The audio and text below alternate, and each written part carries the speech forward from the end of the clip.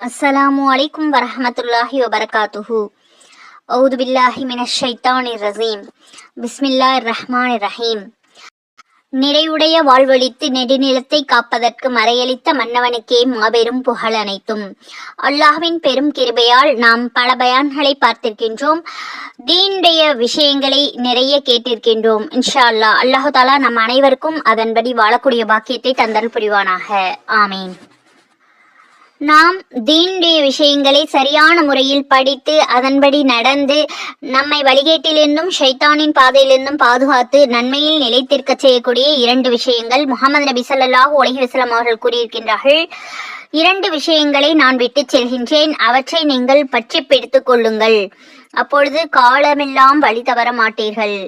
1 குர்ஆன், 2வது அல்லாஹுடைய தூதர் முஹம்மது நபி ஸல்லல்லாஹு அலைஹி வஸல்லம் அவர்களை பின்பற்றி வாழக்கூடிய சுன்னத்தான வழிமுறை. உமர் பின் கத்தாப் ரலியல்லாஹு அன்ஹு முஅத்தா இமாம் மாலிக் 1395வது ஹதீஸில் கூறப்பட்டுள்ளது. ஆகவே நாம் பயான்களின் மூலமும் நபி ஸல்லல்லாஹு அலைஹி வஸல்லம் அவர்களுடைய சுன்னத்துக்களை தெரிந்து கொண்டு அதன்படி வாழ்க்கையை மாற்றி நடந்து நல்லபடியாக நடக்க எல்லாம் வல்ல அல்லாஹ் நம் அனைவருக்கும் கிருபை செய்வானாக. ஆமீன். இன்ஷா அல்லாஹ். இன்றைய பயானில் பகுதி 8வதாக இஸ்திகாரா தொழுகையை பற்றியும் மற்றும் சூரிய சந்திர கிரகண தொழுகைகளை பற்றிய நஃபிலான தொழுகைகள் மற்றும் அதனுடைய துவாக்களை பற்றி விபரமாக பார்க்கலாம். பொறுமையோடும் கவனமாகவும் முழுமையாகவும் பார்த்து பயனடையுங்கள். மற்றவர்களுக்கும் பகிர்ந்து அல்லாஹு தாலாவிடத்தில் நற்கூலியை பெற்றுக்கொள்ளுங்கள். நபி ஸல்லல்லாஹு அலைஹி வஸல்லம் அவர்கள் எவ்வாறு தொழுதார்கள், எந்தெந்த நேரங்களில் நஃபிலான தொழுகைகளை தொழுதார்கள் என்பதை பற்றியெல்லாம் பார்க்கலாம். முதலாவதாக இஸ்திகாராவுடைய தொழுகையின் முக்கியத்துவத்தை பார்க்கலாம். ஹஸ்ரத் ஜாபிர் இப்னு அப்துல்லா ரலியல்லாஹு அன்ஹு அவர்கள் அறிவிக்கின்றார்கள், குர்ஆனுடைய அத்தியாயங்களின் முக்கியத்துவத்தோடு எங்களுக்கு கற்றுக் கொடுப்பதைப் போல எங்களது காரியங்களில் இஸ்திகாரா, அதாவது நலவை தேடுவது முக்கியத்துவத்தோடு ரசூலுல்லாஹி ஸல்லல்லாஹு அலைஹி வஸல்லம் அவர்கள் எங்களுக்கு கற்றுத்தந்தார்கள். உங்களில் யாராவது ஒருவர் ஏதாவது ஒரு நல்ல செயல்களை செய்ய நாடினால் அதன் முடிவு சம்பந்தமாக கவலை ஏற்படும் பட்சத்தில் அவர் இந்த விதமாக இஸ்திகாரா செய்ய வேண்டும். ஆரம்பமாக 2 ரக்காத் நஃபில் தொழுகை தொழுதுவிட்டு அதற்கு பிறகு அவர் இந்த துஆவை ஓத வேண்டும். ஈடுபடப் போகும் காரியம் நல்லதா கெட்டதா என்பதை அறிய ஒரு காரியத்தை செய்யலாமா வேண்டாமா என்ற குழப்பம் ஏற்பட்டால் கடமையில்லாத 2 ரக்காத் நஃபில் தொழுக வேண்டும். அதற்கு பிறகு இந்த துஆவை ஓத வேண்டும். அவ்வாறு ஓதினால் அந்த காரியம் நல்லதாக இருந்தால் அதில் அல்லாஹ் நம்மை ஈடுபடுத்துவான், அது கெட்டதாக இருந்தால் அதிலிருந்து நம்மை காப்பாற்றி விடுவான். அல்லாஹும்ம இன்னி அஸ்தஹீருக பி இல்மிக வ அஸ்தக்திருக பி குத்ரதிக வ அஸ்அலுக மின் ஃபலுலிகல் அலீம் فإنك تقدر ولا أقدر وتعلم ولا أعلم وأنت علام الغيوب اللهم إن كنت تعلم أن هذا الأمر خير لي في ديني ومعاصي وعاقبة أمري وعاجله فاقدره لي ويسره لي ثم بارك لي فيه وإن كنت تعلم أن هذا الأمر شر لي في ديني ومعاصي وعاقبة أمري وعاجله فاصرفه عني واصرفني عنه واقدر لي الخير حيث كان ثم أرلي به.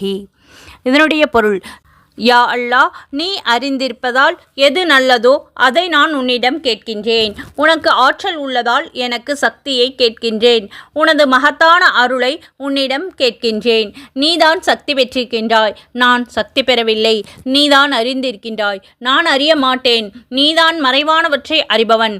யா அல்லாஹ், இந்த காரியத்தில் எனது மார்க்கத்திற்கும் எனது வாழ்க்கைக்கும் எனது இம்மைக்கும் மறுமைக்கும் நல்லது என்று நீ கருதினால் அதை செய்ய எனக்கு வலிமையை கொடு.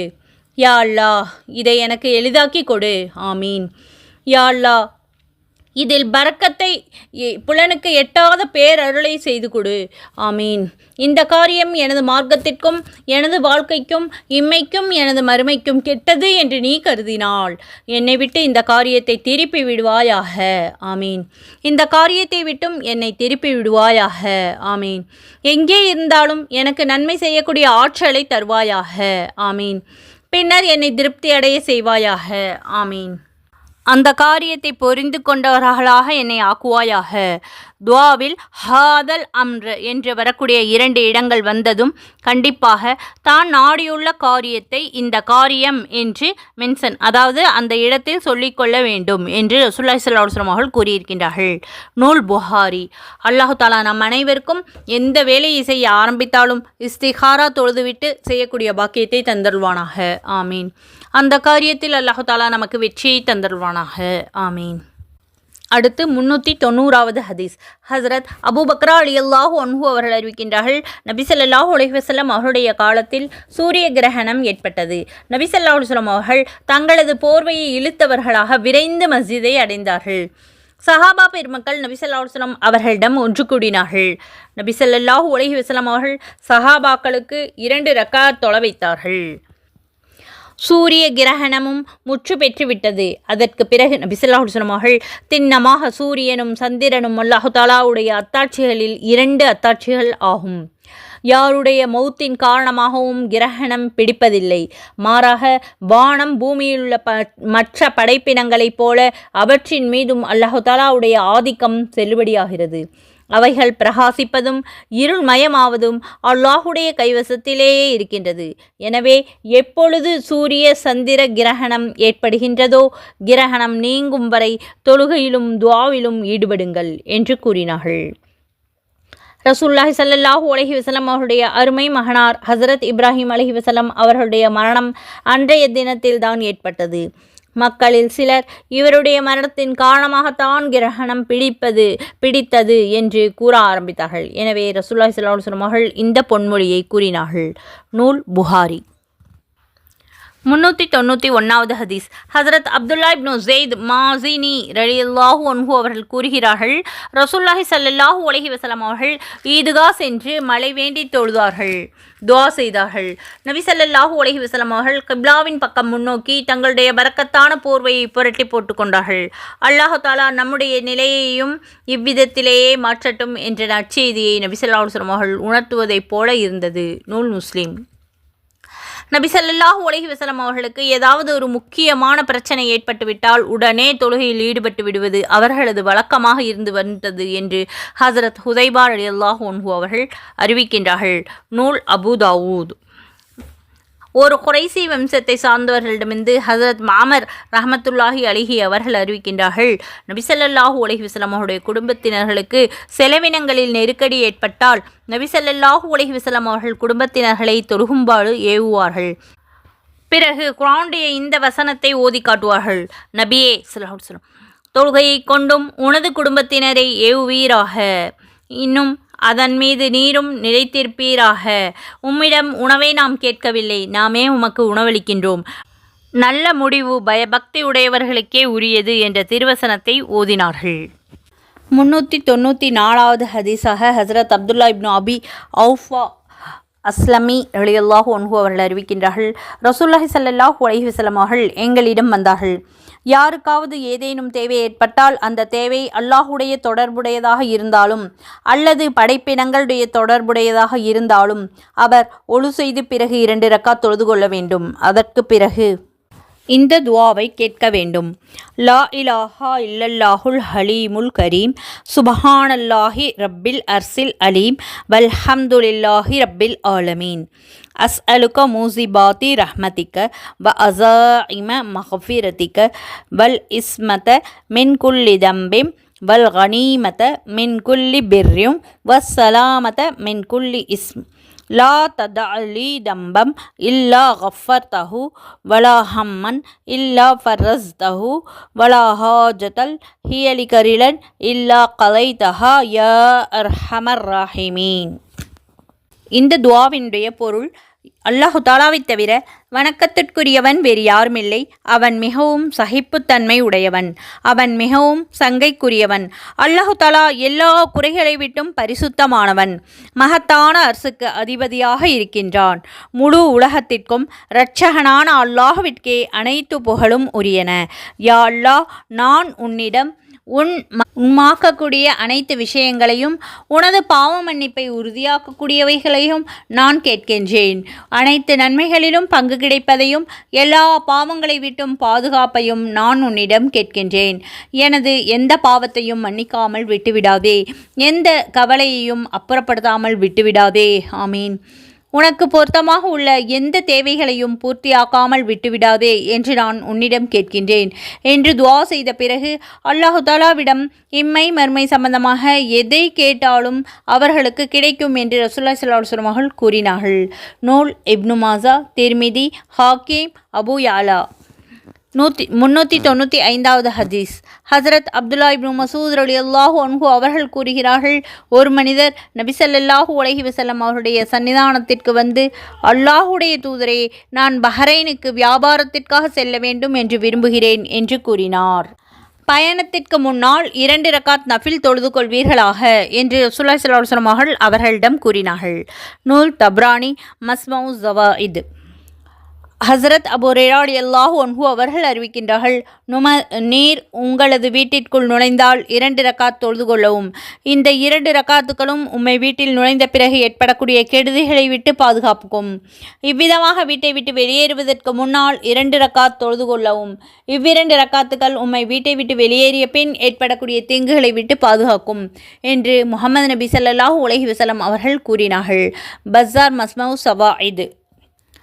ரசூலுல்லாஹி ஸல்லல்லாஹு அலைஹி வஸல்லம் அவர்கள் என்னிடம், நீர் தொழுகையின் ஆரம்பத்தில் என்ன ஓதுகிறீர் என்று கேட்டார்கள். நான் சூரா ஃபாத்திஹாவை அவர்களிடம் ஓதி காட்டினேன். எனது உயிர் எவன் கைவசத்தில் உள்ளதோ அவன் மீது ஆணையாக, அல்லாஹு தாலா தௌராத்திலோ, இன்ஜீலிலோ, ஜபூர் என்ற வேதத்திலோ, குர்ஆனுடைய மற்ற பகுதிகளிலேயோ இது போன்ற ஒரு அத்தியாயத்தையும் இறக்கி வைக்கவில்லை. இன்னும் இதுதான் சூரத்துல் ஃபாத்திஹா தான் ஒவ்வொரு தொழுகைக்கு ஓதக்கூடிய முக்கியமான சூறாவாகும். ஒவ்வொரு ரக்காத்துகளிலும் திரும்ப திரும்ப ஓதக்கூடிய 7 வசனங்கள் ஆகும் என்று ரசூலுல்லாஹி ஸல்லல்லாஹு அலைஹி வஸல்லம் அவர்கள் கூறினார்கள். நூல் முஸ்னத் அஹ்மத். 398வது ஹதீஸ். நான் சூரத்துல் ஃபாத்திஹாவை எனக்கும் எனது அடியானுக்கும் இடையில் பாதி பாதியாக பங்கு வைத்து விட்டேன். முதல் பாதி சூரா என் சம்பந்தமானது, மறு பாதி சூரா என் அடியான் சம்பந்தமானது. என்னுடைய அடியானுக்கு அவன் கேட்டது கிடைக்கும் என்று அல்லாஹ் கூறுகிறான். அடியான் அல்ஹம்துலில்லாஹி ரப்பில் ஆலமீன், அனைத்து புகழும் உலக இரட்சகனான அல்லாஹ்விற்கே உரியது என்று சொன்னால், நான் என்னுடைய அடியான் என்னை புகழ்ந்து விட்டான் என்று அல்லாஹ் கூறுகிறான். அடியான் அர் ரஹ்மானிர் ரஹீம், அவன் அளவற்ற அருளாளன், மிக கிருபையுடையவன் என்று கூறினால், எனது அடியான் என்னை நல்ல பண்புகளை கொண்டு வர்ணித்தான் என்று அல்லாஹ் கூறுகிறான். அடியான் மாலிகி யௌமித்தீன், அவனே நியாய தீர்ப்பு நாளின் அதிபதி என்று கூறினால், என்னுடைய அடியான் என்னை பெருமைப்படுத்திவிட்டான் என்று அல்லாஹ் கூறுகிறான்.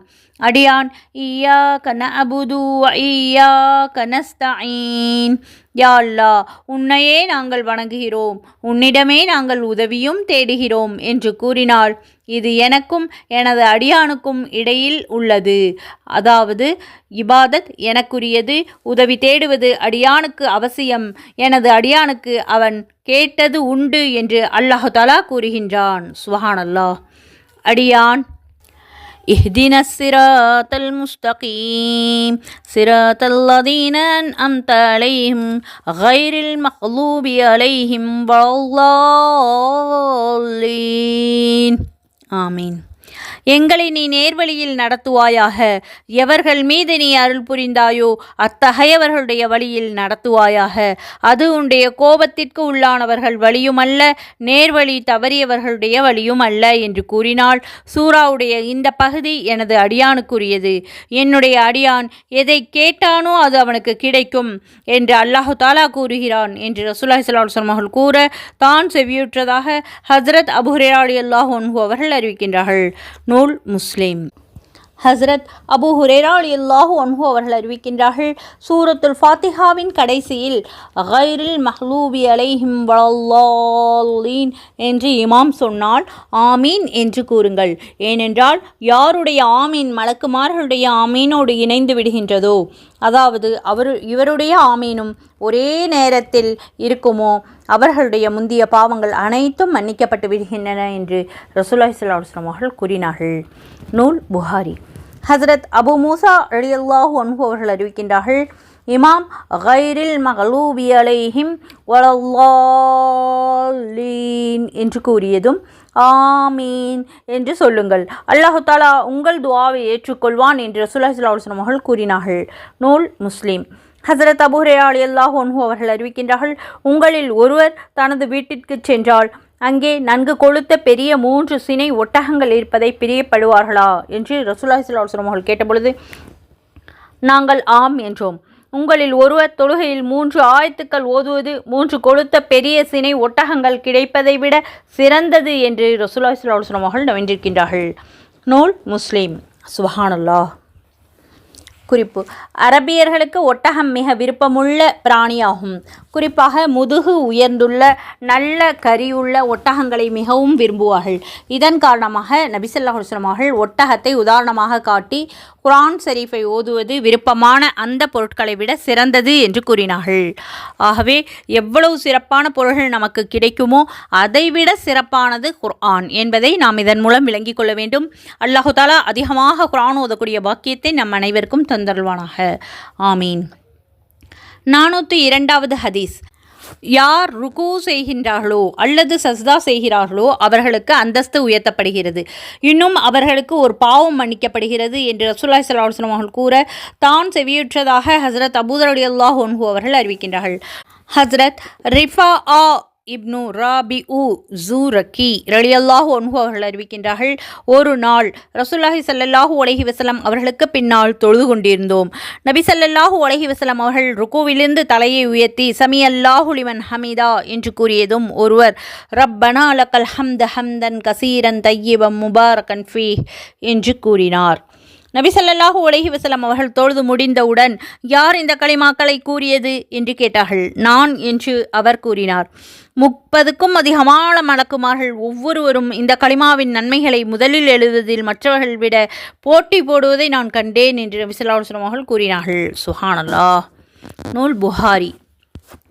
ஹஸ்ரத் அபூ ஹுரைரா ரலியல்லாஹு அன்ஹு அவர்கள் அறிவிக்கின்றார்கள், இமாம் ருக்குவை விட்டு எழுந்து சமியல்லாஹு லிமன் ஹமிதா என்று கூறியவுடன் ரப்பனா லக்கல் ஹம்து என்று கூறுங்கள்.